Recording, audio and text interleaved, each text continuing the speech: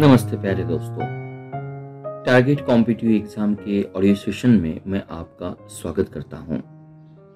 आज के लिए फर्स्ट एमसीक्यू शायद इस करंट अफेयर पे हो सकता है। El Salvador, this is name of a country. El Salvador, ELSALVADOR। ये पिक्चर में इसलिए था, it become the first country in the world to declare the Bitcoin as a legal tender।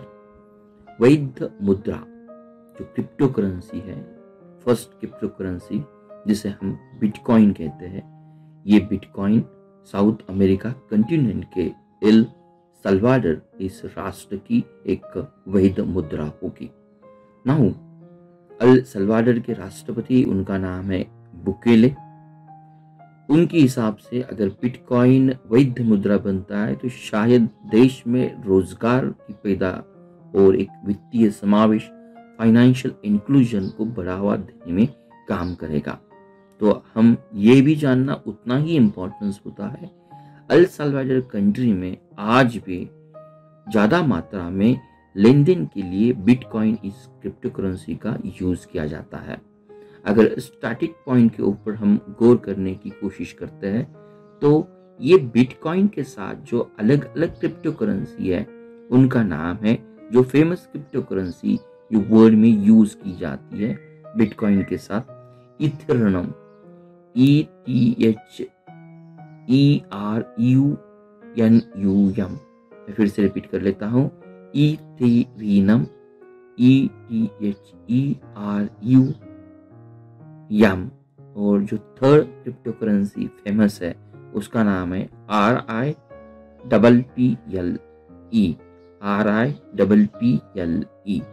तो बिटकॉइन इन तीनों करेंसी में, बिटकॉइन, इथेरियम और ripple में first crypto currency है। और ये जानना भी उतना ही इम्पोर्टेंस होता है, क्रिप्टो करेंसी एक आभासी मुद्रा होती है जिसे हम वर्चुअल करेंसी भी कहते हैं। मोस्टली ये डिसेंट्रलाइज तौर पे और एक सुरक्षित क्रिप्टोग्राफी कहा जाता है उसको। और it works on one technology, उस टेक्नोलॉजी का नाम है ब्लॉकचेन टेक्नोलॉजी। ये फर्स्ट बीट आज के लिए था।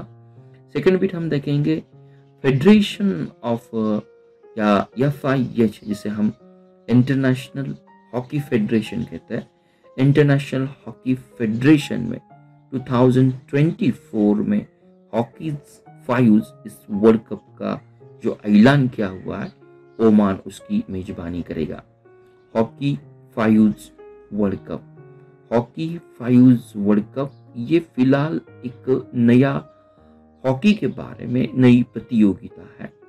और ये पिक्चर में इसलिए है कि ओमान जो गल्फ कंट्रीज है उनकी जो कैपिटल्स है ओमान की मस्कत, ये 2024 में इंटरनेशनल हॉकी फेडरेशन जिसे हम FIH कहते हैं, जिन्होंने 2019 में हॉकी इस खेल को बढ़ावा देने के लिए they tried their best way to have new competition, जिसका नाम हमने हॉकी फाइव्स वर्ल्ड कप एक मेंशन किया हुआ है। तो ये 2024 में ओमान उसकी मेजबानी करेगा। ये पॉइंट इसमें पिक्चर्स में आया था। नेक्स्ट पॉइंट हमारा ध्यान होगा इंडो थाई कॉर्पट, जो एक नया हम कहेंगे कि संस्करण आयोजित किया था। Indo Thai CORPAT, Indo Thai CORPAT CORPAA, ये 31st एडिशन था जो इंडियन नेवी और रॉयल थाई नेवी में अभी फिलहाल कंप्लीट हुआ है।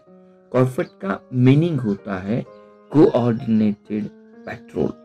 तो भारत देश का जो सागर पॉलिसी है, सागर SAGAR, सागर का लॉन्ग फॉर्म है security and growth for, security and growth for all in the region. तो ये भारतीय नौसेना क्षेत्रीय समुद्री सुरक्षा को बढ़ाने के लिए हिंदी महासागर क्षेत्र में जो भी देश होते हैं उन देशों के साथ सक्रिय रूप से जुड़ी रहेंगी। सागर ये हमारी देश की भारत सरकार की एक पॉलिसी है, उसका लॉन्ग फॉर्म है security and growth for all in the region. जो विजन है उसके तहत भारतीय नौसेना समुद्र या समुद्रीय जो सुरक्षा है उसको बढ़ाने के लिए किसी भी हालत में जो हिंदी महासागर के राष्ट्र है उनके साथ ये समझौता कंटिन्यू करेगा। This is our Sagar policy. अगर हम कॉर्पोरेट की बात करते हैं तो इंडियन नेवी और रॉयल थाई नेवी थी, ये ऑलमोस्ट 2005 में ये एक्सरसाइज जो हम कंटिन्यू करते हैं ये हर साल में 2 बार होती है, उसे हम बाय एनुअल एक्सरसाइज कहते हैं।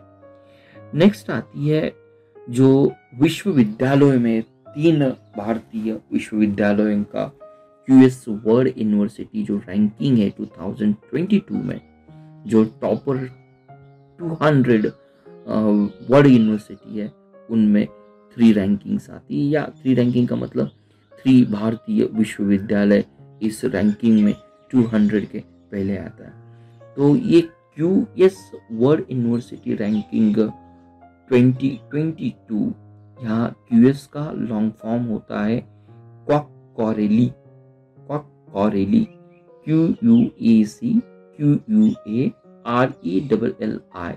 क्वाकॉरेली सिमॉर्स SYMONDS।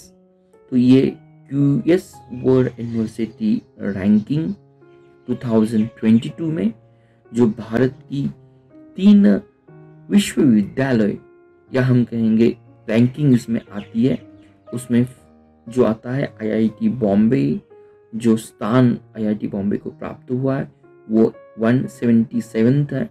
आईआईटी दिल्ली के लिए वही रैंक 185 है। और बेंगलोर की जो IIS है, जहां हम इंस्टीट्यूट ऑफ साइंस कहते हैं, तो इंडियन इंस्टीट्यूट ऑफ साइंस, उसका जो रैंकिंग मिला हुआ है ये रैंकिंग 186 है।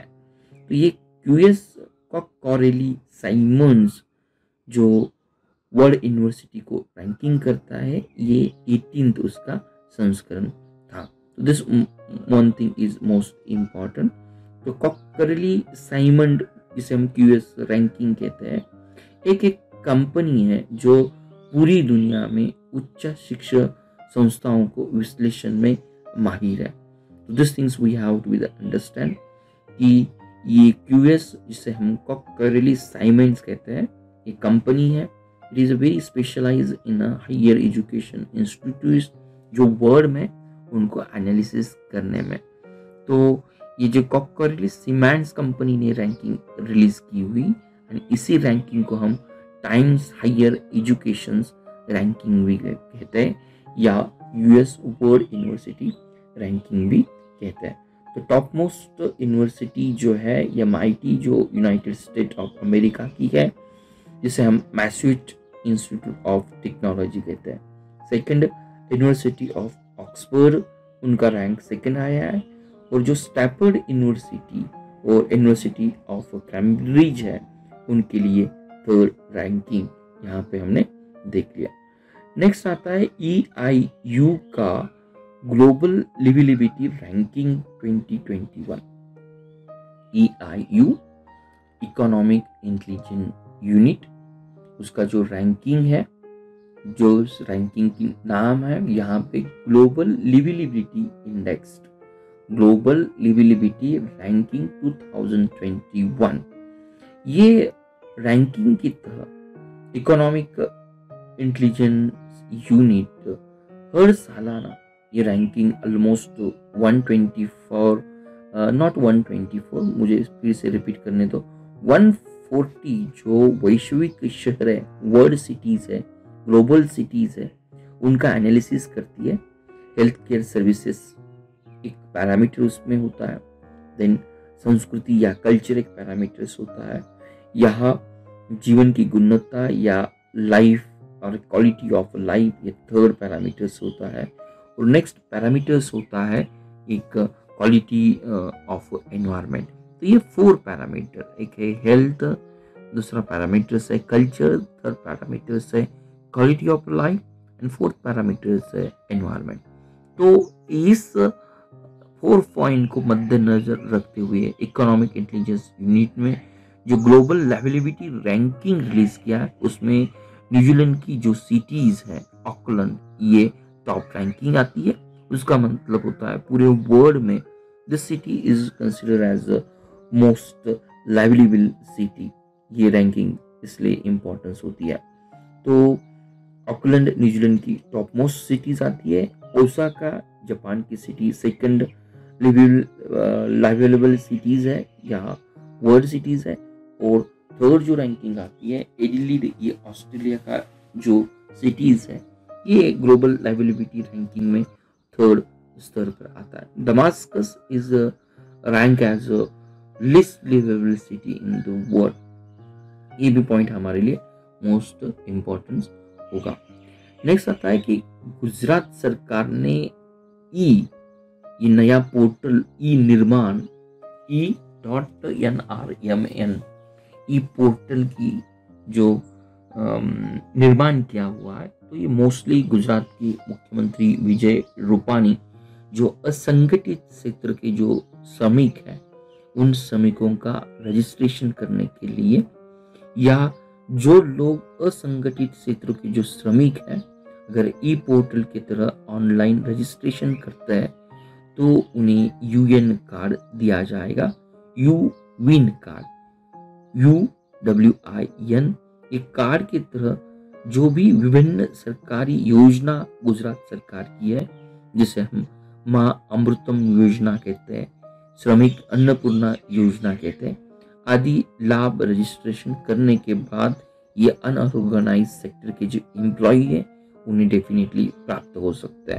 तो हमारे एग्जाम के लिए ई निर्माण इस पोर्टल का निर्माण गुजरात सरकार ने किया हुआ है और ये मोस्टली अनऑर्गेनाइज क्षेत्र के एम्प्लॉयज या असंगठित क्षेत्र के जो भी श्रमिक है, ये श्रमिकों के लिए ये एक रैंकिंग है।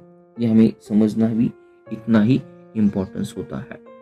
नेक्स्ट यार, इस आज के लिए जो लास्ट पॉइंट है, इस लास्ट पॉइंट का मतलब होता है भारत सरकार ने डोमेस्टिक टूरिज्म को बढ़ावा देने के लिए जो संघ का गठन किया हुआ है, इस संघ का लॉन्ग फॉर्म है चार्ट, या चार्ट भी कहेंगे,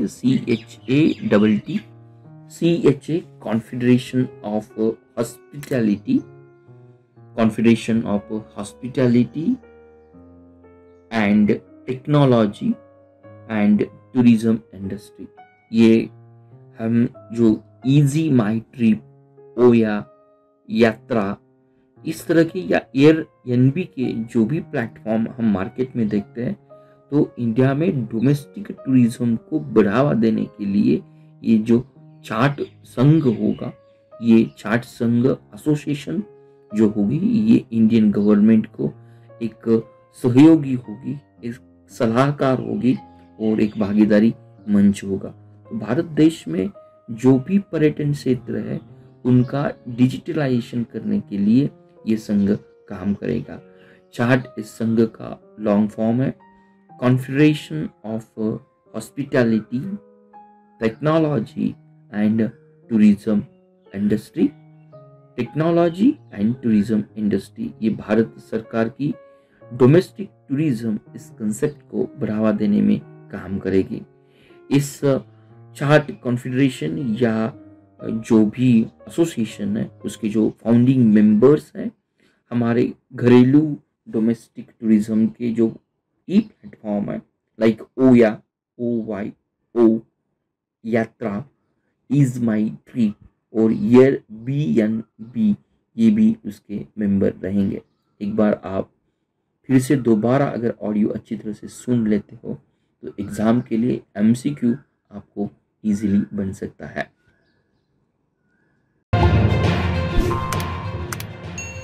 Thank you for watching Target with Professor Peace Positive Way. We request you to be a voluntary donator to become our prime and pride motivator.